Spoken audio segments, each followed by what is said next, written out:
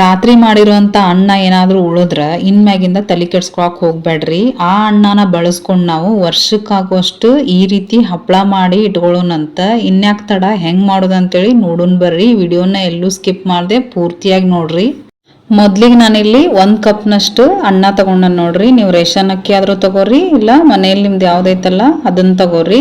ನಾನಿವಾಗ ಈ ತಗೊಂಡಿರುವಂಥ ಅನ್ನನ ಒಂದು ಮಿಕ್ಸರ್ ಜಾರ್ಗೆ ಹಾಕ್ಕೊಳಕತ್ತಾನ ನೋಡ್ರಿ. ನಾನಿಲ್ಲಿ ಒಟ್ಟು 1 ಬಟ್ಟಲ್ದಷ್ಟು ಅನ್ನನ ಹಾಕ್ಕೊಂಡನಿ. ಇವಾಗ ಇದಕ್ಕೆ ನಾನು ಇದೇ ಬಟ್ಲಿನ ಅಳತೆಯೊಳಗೆ ನಾನು ನೀರನ್ನ ಕೂಡ ಸೇರಿಸ್ಕೊಂತಾನೆ ನೋಡ್ರಿ. ಇವಾಗ ನಾನು 1 ಕಪ್ ಅನ್ನಕ್ಕೆ 1 ಕಪ್ನಷ್ಟು ನೀರನ್ನ ಇದಕ್ಕೆ ಸೇರಿಸ್ಕೊಂಡನಿ. ಇಷ್ಟ ನೀರು ಹಾಕೋರಿ. ಇವಾಗ ಇದನ್ನು ನಾವು ನುಣ್ಣಗೆ ರುಬ್ಕೊಂಡು ಬರ್ಬೇಕಾಕತ್ ನೋಡ್ರಿ.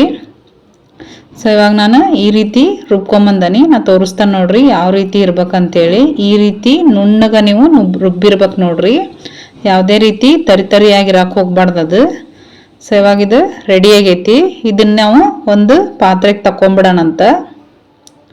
ನೀವು ರುಬ್ಬೋವಾಗ ಒಂದು ವೇಳೆ ನುಣ್ಣಗಾಗಿಲ್ಲ ಅಂತೇಳಿ ಎಕ್ಸ್ಟ್ರಾ ನೀರೇನು ಹಾಕೊಳಕ್ ಹೋಗ್ಬೇಡ್ರಿ. 1 ಕಪ್ ಅನ್ನಕ್ಕೆ 1 ಕಪ್ ನೀರಷ್ಟ ಹಾಕಿದ್ರೆ ರಗಡಾಗ್ತತಿ. ಅದ್ರ ಮೇಲೆ ಏನು ನೀರನ್ನ ಹಾಕೊಳಕ್ ಹೋಗ್ಬೇಡ್ರಿ. ಇವಾಗ ಇದು ನಾನಿಲ್ಲೇ ಒಂದು ಬಟ್ಲಕ್ಕೆ ತಕೊಂಡಾದ್ಮೇಲೆ ಇದಕ್ಕೆ ಇವಾಗ ಮುಂದಿನ ಪದಾರ್ಥಗಳನ್ನ ಸೇರಿಸ್ಕೊಂತ ಹೋಗೋಣಂತ. ನಾನಿಲ್ಲೇ ಒಂದು ಸಣ್ಣ ಟೇಬಲ್ ಸ್ಪೂನ್ಲೆ ಜೀರಿಗೆನ ಹಾಕೊಂಡ ನೋಡ್ರಿ, 1 ಟೇಬಲ್ ಸ್ಪೂನ್ ಅಷ್ಟು. ಇವಾಗ ಅರ್ಧ ಟೇಬಲ್ ಸ್ಪೂನ್ ಅಷ್ಟು ಓಂ ಕಾಳು ಅಂದ್ರೆ ಅಜ್ವೈನ್ ಅಂತಾರಲ್ಲ ಅದನ್ನ ಹಾಕೊಂಡನಿ. ಇವಾಗ ಚಿಲ್ಲಿ ಫ್ಲೇಕ್ಸ್ನು ಕೂಡ ಇದಕ್ಕೆ ಸೇರಿಸ್ಕೊಳ್ಳೋಣ. ಒಂದು ವೇಳೆ ಚಿಲ್ಲಿ ಫ್ಲೇಕ್ಸ್ ಇಲ್ಲ ಅಂತಂದ್ರೆ ಗ್ರೀನ್ ಚಿಲ್ಲಿ ಪೇಸ್ಟ್ ಕೂಡ ನೀವು ಹಾಕ್ಕೋಬಹುದು, ಹಸಿಮೆಣಸಿನ್ಕಾಯಿ ಪೇಸ್ಟ್. ಇವಾಗ ರುಚಿಗೆ ತಕ್ಕಷ್ಟು ಉಪ್ಪು ಕೂಡ ಹಾಕೊಂಡ್ಬಿಡೋಣ. ಇವಾಗ ನಾವು ಉಪ್ಪು ಮತ್ತು ಇವೆಲ್ಲ ಏನದಾವಲ್ಲ ಹಾಕಿದ್ವು ಇವೆಲ್ಲ ಹೊಂದ್ಕೋಬೇಕು ನೋಡ್ರಿ. ಅಲ್ಲಿವರೆಗೂ ನಾವು ಇದನ್ನ ನೀಟಾಗಿ ಮಿಕ್ಸ್ ಮಾಡ್ಕೋಬೇಕಾಕತಿ. ಏನಿಲ್ಲ ಅಂದ್ರೂ 1 ನಿಮಿಷ ಆದ್ರೂ ಇದನ್ನ ಕಂಟಿನ್ಯೂಸ್ ಆಗಿ ತಿರುಗಿಸಿದ್ರೆ ನೀವು ಉಪ್ಪು ಕರಗಿ ಬಿಡ್ತತಿ. ಯಾಕಂದ್ರೆ ನಾವು ಇದನ್ನ ಮತ್ತೊಂದ್ಸಲ ಏನು ಬೇಯಿಸಲ್ಲ ಆದ್ರಿಂದ. ಸೊ ಇವಾಗ ಇದು ರೆಡಿ ಆಯ್ತು ನೋಡ್ರಿ. ಇದನ್ನ ಇವಾಗ ಡೈರೆಕ್ಟ್ ನಾವು ಹಪ್ಪಳ ಕೂಡ ಮಾಡ್ಕೋಬಹುದು. ನಾನಿಲ್ಲಿ ನಿಮ್ಗೆ ಕಲರ್ ಹಾಕಿ ತೋರಿಸ್ತೇನೆ ನೋಡ್ರಿ. ನಾನಿಲ್ಲೇ ಕೇಸರಿ ಕಲರ್ನ ಸೇರಿಸ್ಕೊಳಕತ್ತಾನಿ. ನಿಮ್ ಕಲರ್ ಇಷ್ಟ ಇಲ್ಲ ಅಂತಂದ್ರೆ ನೀವು ಸ್ಕಿಪ್ ಮಾಡಿ ನೀವು ಹಂಗ ಕೂಡ ಇಲ್ಲೇ ಹಪ್ಪಳನ ಮಾಡ್ಕೋಬಹುದು, ಯಾವ್ದಾದ್ರೂ ಇಲ್ಲೇ ನಡಿತೈತಿ. ಇವಾಗ ಇದನ್ನ ನೀಟಾಗಿ ಕಲರ್ ಹೊಂದ್ಕೊಳ್ಳೋವರೆಗೂ ನಾನು ಈ ರೀತಿ ಮಿಕ್ಸ್ ಮಾಡ್ಕೊಂತಾನೆ ನೋಡ್ರಿ. ಇದನ್ನ ಇವಾಗ ಇದು ರೆಡಿ ಆಗೈತಿ ನೋಡ್ರಿ. ಈ ರೀತಿ ಕನ್ಸಿಸ್ಟೆನ್ಸಿ ದಪ್ಪಾಗೆ ಇರ್ಬೇಕಿದು. ಇವಾಗ ಇದನ್ನ ನಾವು ಡೈರೆಕ್ಟಾಗಿ ಹಪ್ಪಳ ಮಾಡ್ಕೊಳ್ಳೋಣಂತ. ಏನು ರೆಸ್ಟ್ ಮಾಡೋದಾಗ್ಲಿ ಕುದಿಸೋದಾಗ್ಲಿ ಏನೂ ಬೇಡ. ಬರ್ರಿ ಇವಾಗ ಹೆಂಗೆ ಹಪ್ಪಳ ಮಾಡೋದಂತ ನಾನು ನಿಮ್ಗೆ ತೋರಿಸ್ತೀನಿ. ಇವಾಗ ಒಂದು ಸಣ್ಣ ಸ್ಪೂನ್ಲೆ ಈ ರೀತಿ ಹಾಕ್ಕೊಂಬಿಟ್ಟು ಅಗ್ಲ ಮಾಡ್ಕೊಂಡ್ರೆ ಆಯ್ತು ನೋಡ್ರಿ.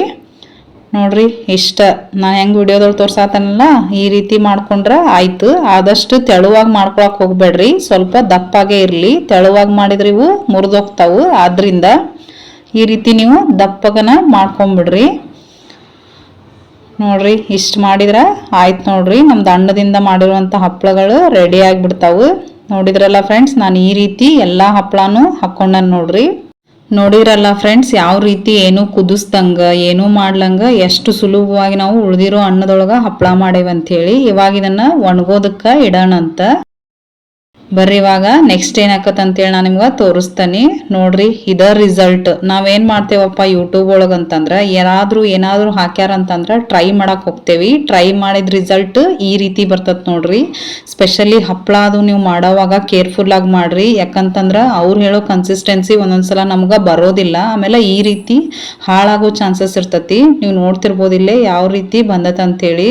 ಇದು ಯಾರೋ ಒಬ್ರು ಮಾಡಿರುವಂತ ರೆಸಿಪಿನ ನಾನು ನಿಮ್ಗೆ ಮಾಡಿ ತೋರ್ಸಾಕತ್ತೀನಿ. ಎಷ್ಟೋ ಜನ ಇದೇ ರೀತಿನ ಮೋಸ ಹೋಗಿರ್ತಾರ. ಅದಕ್ಕೆ ಹೇಳಾಕತ್ತೀನಿ, ನೀವೇನಾದ್ರೂ ಟ್ರೈ ಮಾಡ್ಬೇಕಂತಂದ್ರೆ ಸ್ವಲ್ಪ ತಗೊಂಡು ಟ್ರೈ ಮಾಡ್ರಿ. ಓಕೆ, ಈ ವಿಡಿಯೋ ಮಾಡಿರೋ ಉದ್ದೇಶ ಇಷ್ಟ. ಈ ತರ ಹಪ್ಪಳ ಮಾಡಿರೋಂಥ ಚಾನಲ್ ವಿಸಿಟ್ ಮಾಡ್ರಿ ನೋಡ್ರಿ. ನೀವು ಎಷ್ಟೋ ಕಮೆಂಟ್ಸ್ಗಳು ಹಪ್ಪಳ ಸರಿ ಬಂದಿಲ್ಲ, ನನಗೆ ರಾಂಗ್ ಆತಂತ ಹೇಳಿರ್ತಾರ. ಸೊ ಅವ್ರಿಗೋಸ್ಕರ ನಾನು ಇದೊಂದು ಅವೇರ್ನೆಸ್ ವಿಡಿಯೋ ತರ ಮಾಡ್ಕೊಂಡನಷ್ಟ.